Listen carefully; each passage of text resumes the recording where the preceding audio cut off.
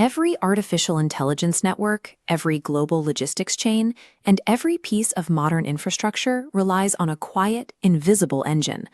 Look closely at the surface area of your thumb. In an equivalent space on a modern microprocessor, you will find billions of individual transistors operating in perfect unison. These components are so small, they can no longer be assembled by mechanical hands or robotic arms. They are forged at the absolute boundaries of physics, utilizing extreme light to print structures roughly the size of a biological virus. Because manufacturing at this atomic limit requires tools so complex that almost no one can build them, the entire physical weight of the modern digital economy rests on an incredibly narrow, fragile supply chain. To understand the velocity of this miniaturization, we have to look back to the early 1970s. Electronics manufacturing was a highly tactile, human-driven process, relying on rows of technicians manually assembling physical components on laboratory benches. The foundational baseline for the microprocessor era is the Intel 4004, released in 1971. It contained exactly 2,300 transistors. Engineers like Masatoshi Shima designed the internal pathways for early chips by hand. They drafted schematics on massive light tables, using X-Acto knives to painstakingly cut and peel away layers of red plastic film, called Rubylith, to create the physical blueprints. If an engineer designed a modern 5-nanometer chip using those exact 1970s Rubylith techniques, the physical blueprint would stretch 4 kilometers by 5 kilometers. It would take a single technician roughly 2,700 years of continuous manual labor to cut the patterns for one layer. Crossing this physical impossibility gap required engineers to abandon mechanical cutting entirely. To shrink the components further, they had to invent a way to print them using light. The solution was photolithography. This process involves passing beams of light through a master stencil. The light reacts with a chemical coating on a flat silicon wafer below, developing a microscopic blueprint directly onto the surface. As the printed transistors grew smaller, the physical environment itself became an existential threat. A single, jagged particle of microscopic dust floating in the air could block the light rays and completely destroy the exposed pattern on the silicon. The defense against the natural atmosphere was the cleanroom. Invented in 1960 at Sandia National Laboratories, it utilized specialized high-efficiency air filters and constant, sweeping laminar airflow to eradicate particulate matter. Fabrication facilities evolved into hospital-grade sterile environments. Technicians had to operate inside highly isolated spaces, clothed in full protective suits, working beneath photochemically safe yellow lighting to prevent their own skin cells from destroying millions of dollars of exposed silicon. The cleanrooms successfully managed the dust, but engineers were rapidly approaching an invisible physical boundary that no sterile environment could fix. Gordon Moore's observation that transistor density would double roughly every 2 years acted less as a guarantee of progress and more as a relentless mathematical pressure forcing components to continuously shrink. Eventually, the components required to keep the technology moving forward became physically smaller than the actual wavelength of the deep ultraviolet light being used to carve them.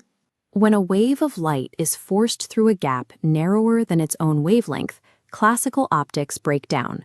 The light waves bend, scatter, and blur on the other side, destroying the precise edges needed to print functional transistors. To survive this absolute optical limit, humanity had to harness an incredibly violent form of extreme physics. A single entity dedicated decades and billions of dollars to solving this specific problem, a Dutch company named ASML. The solution was Extreme Ultraviolet Lithography, or EUV. This required generating light with an impossibly short wavelength of exactly 13.5 nanometers. To produce this specific light, the machine operates a high-powered laser inside a dark vacuum chamber. The laser fires at a microscopic droplet of molten tin, instantly vaporizing the metal into a brilliant flash of glowing plasma. To sustain this light source, the laser strikes each falling droplet twice, first to flatten it, then to vaporize it, repeating this exact sequence 50,000 times per second. The resulting plasma generates the exact 13.5 nanometer EUV light required. That light is then collected by a series of atomically perfect mirrors and directed onto the silicon, carving architectures that traditional physics deemed impossible. Mastering this process created a technological bottleneck where the production of the world's most advanced hardware is now tethered to a single machine. Because of the staggering complexity of the lasers, the vacuum chambers, and the optics, ASML is the only company on the planet capable of building a functioning EUV machine. The supply chain required to source the parts spans multiple decades and thousands of specialized vendors. Replicating this capability from scratch is a logistical impossibility for any other corporation or sovereign nation. Once built, these machines require immense facilities to operate them at scale. The primary destination for this technology is Taiwan Semiconductor Manufacturing Company, or TSMC, operating massive, fortress-like campuses designed entirely around these lasers. With advanced manufacturing concentrated in these specific nodes, the microchip became a primary strategic asset with the power to dictate global influence. The world's superpowers are now locked in a scramble to secure access to this exact bottleneck. Billions of dollars in government subsidies and sweeping export controls are currently deployed to control who gets these machines and who does not. The output of this singular supply chain dictates the future.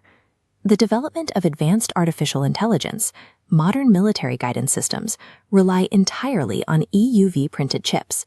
The digital world presents itself as an expansive, decentralized, and infinitely powerful web. Yet its physical reality is entirely different, retracting down to a remarkably small number of intensely bright, vulnerable nodes of production.